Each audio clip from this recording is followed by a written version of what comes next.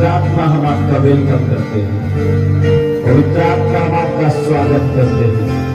अपने हाथों को उठाएं, प्रत्येक भाई बहन उसका वेलकम करें, उसका स्वागत करें।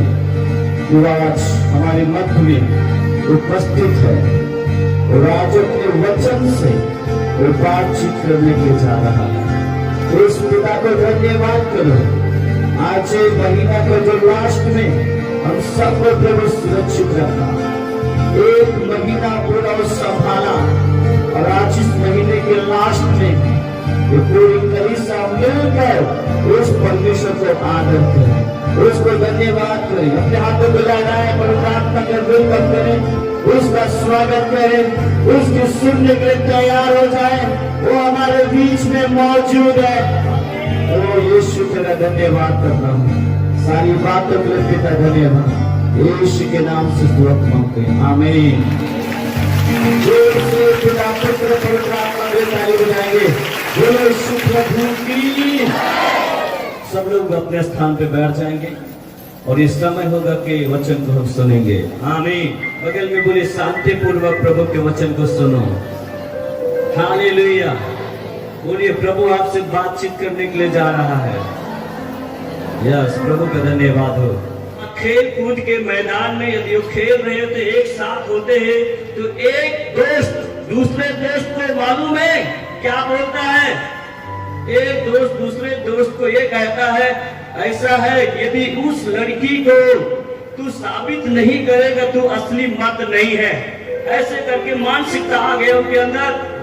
वो दोस्त बोलता है कि अरे तू उसके साथ यौन संबंध यदि नहीं बनाता है तो उसे हमेशा के लिए क्या कर देगा, तू खो देगा। ऐसी गलत मानसिकता शत्रु एक दोस्त दूसरे दोस्त के द्वारा ये डाल रहा है।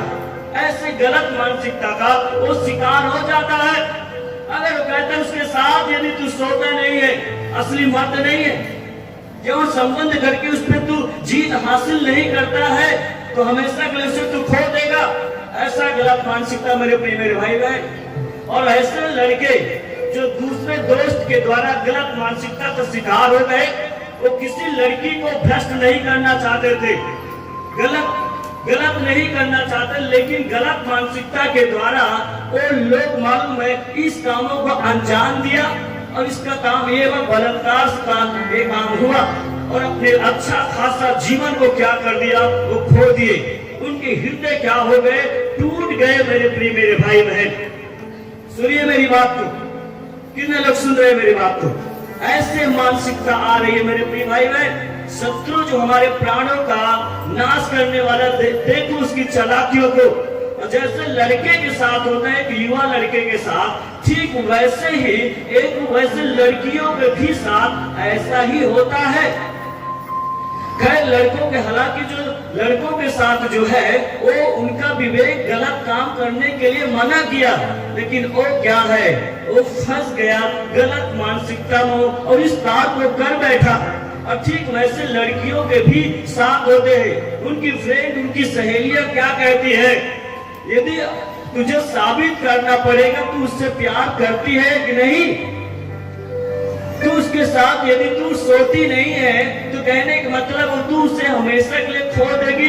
मालूम है तुझे उस लड़के के पीछे कितनी लड़कियां दीवानी हैं?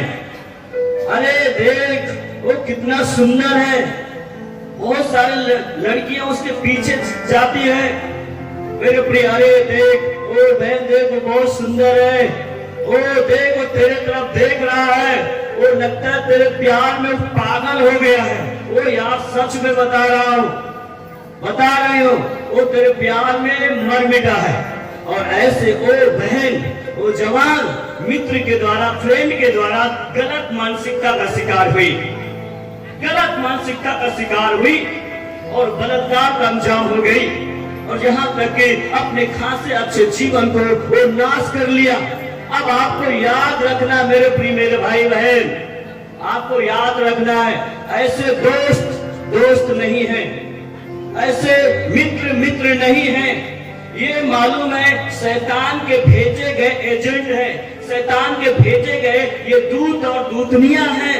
जो जवान बेटे बेटियों को नरक में, पाप और गुनाह में धकेलने का प्रयास करती हैं।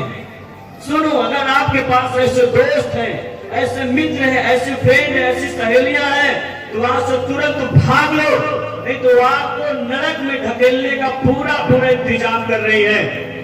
आपको इस बात को याद होना चाहिए। बाइबल में एक जगह पर लिखा है, पौलुस जो है अपने जवान साथी को, मित्र को बता रहा है, दूसरा तीमुथियुस 2 को उसका 22 वचन को चले जल्दी से निकालेंगे,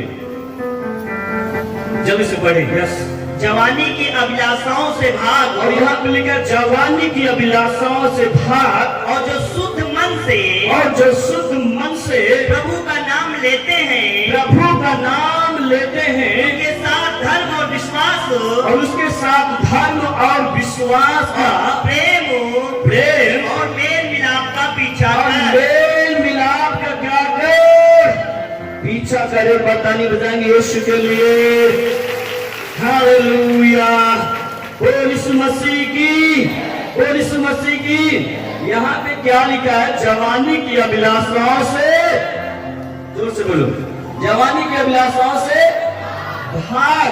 और आगे क्या लिखा है कि और जो शुद्ध मन से प्रभु का नाम लेते हैं, उनके साथ धर्म और विश्वास और मेल मिलाप का पीछा कर। जवानी की अभिलाषाओं से भागने के लिए बाइबल कहती है, सुनिए मेरी बात को, क्या कहते? जवानी की अभिलाषाओं से क्या कर? भाग। और आज लोग भागते नहीं है, जवानी की अभिलाषाओं को पीछा करते हैं, और इसीलिए वो लोग क्या करते हैं? फंस जाते हैं। और बाइबल यदि ध्यान दे तो वो कहते हैं जवानी की अभिलाषाओं से भाग। हर चीजों को प्रभु कहता सामना कर, परिस्थिति का, दुख का, हर एक परेशानियों का सामना कर। लेकिन बाइबल एक जगह पे ये कहती है कि जवानी की अभिलाषाओं से हमें क्या करना है? भागना है, ना कि उसका पीछा करना है। पीछा करने वाला व्यक्ति उसका शिकार हो जाता है, और उस बातों में क्या है? वो फंस जाता है। आपको याद होगा मेरे प्रिय मेरे भाई बहन, उत्पत्ति 39 उसका 1 से जब उस कहानी को पढ़ोगे, यूसुफ नाम का एक व्यक्ति था, उसे किसी बताया नहीं था कि जवानी की अभिलाषाओं से भाग। लेकिन यदि उसके जीवन को यदि देखा जाए, उसके भाइयों ने उसको क्या किया? गड्ढे में फेंक दिया। और उसके भाइयों ने क्या किया? यूसुफ के मिस्रियों के हाथ में बेच दिया, और एक मिस्र देश में चला गया, गुलामी करने लगा। और पोतीफर नामक के यहाँ पर वो गुलामी कर रहा था। और एक दिन पोतीफर की पत्नी मालूम यूसुफ को देखकर, 17 साल का नौजवान व्यक्ति था, और उसको देखकर क्या किया? उसको बुलाया, और मौका को पाकर बुलाया। उसने कहा, आप मेरे साथ क्या कर? सो, तू तो जानता है कि सब कुछ तेरे हाथ में है, मेरा स्वामी दिया है, और तू इस काम को कर मेरे साथ में। लेकिन उसने क्या कोई तो देख नहीं। लेकिन यूसुफ कह रहा ठीक है, लेकिन कोई देख नहीं रहा है, लेकिन परमेश्वर मेरा क्या है? देख रहा। मैं ऐसा घिनौना काम करके, ऐसा अपराध करके मैं परमेश्वर के दृष्टि में दोषी नहीं ठहरूंगा, दोषी नहीं बनूंगा। ये मुझसे काम नहीं होगा। जिसके वजह से क्या किया? वहां से भागता है, वहां से भागा। और जैसे ही भागा, जब पोतीफर की पत्नी ने ये देखा कि अभी मेरे साथ गलत काम नहीं करेगा, तो उसका क्या किया? कपड़ा को पकड़ लिया, छीन लिया, और फिर बाद में शोर किया, ये मेरे साथ क्या है? बलात्कार करने के लिए आया, मुझे छेड़खानी करने के लिए आया। और जिसकी वजह से मालूम है उसको बंदी गृह में जाना पड़ा। याद रखिए मेरे प्रिय मेरे भाई बहन, यूसुफ को कोई बताया नहीं था कि जवानी की अभिलाषाओं से भाग। लेकिन वो परमेश्वर की दृष्टि में क्या था?